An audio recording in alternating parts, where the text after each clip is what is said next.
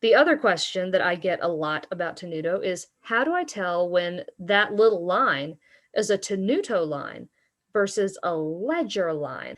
Now, right here, you can see an example of the difference between a ledger line and a tenuto line. So if the line is through the note, see how that line goes through the head of that note?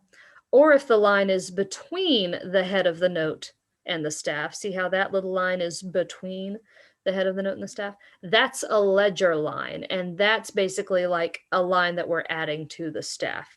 You already know that the bottom line for treble clef is E, so the space underneath it is going to be D, and that first ledger line is going to be C. So that line is letting you know that that note is C. Similarly, once again, the bottom line of treble clef is E, the space underneath it is D, the first ledger line is C. This is on the space underneath it, so that note is a B. So those lines that are between the head of the note and the staff, or going through the head of the note, are lines that help make it clear what letter name the note is. The lines that are not through the head of the note or between the head of the note and the staff, those are tenuto lines. And one kind of quick and easy way to tell the difference is, if the tenuto line wasn't there for whatever reason, could I still tell that this note was a C and this note was a B? And the answer is yes.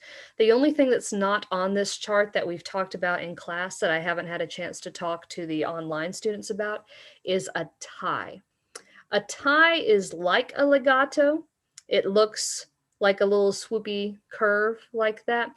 But the difference between a tie and a legato is that a tie is only between two notes, whereas a legato can be, over as many notes as you want.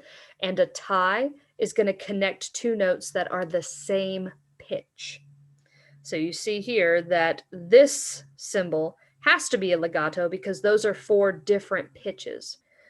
So I've returned to J'entends le moulin to help illustrate the difference between the legato symbol and a tie. You see here that this curved line connects two notes that are both on that bottom space, right? So that makes that line a tie, and it means that you hold that sound through the duration of both notes and don't break it up. You don't sing ta-ka, like pulse a second ah. You just sing it as ta-ka. It's basically tying those two notes together as one. Whereas, I'm going to come up a little bit. Here in the piano part, there's another curved line, but it's connecting way more than two notes, and those notes are a whole bunch of different pitches. So that one is a legato. So this week, you're going to identify a few articulation symbols in the wild, so to speak, and then next week, you're going to start putting all of your skills together.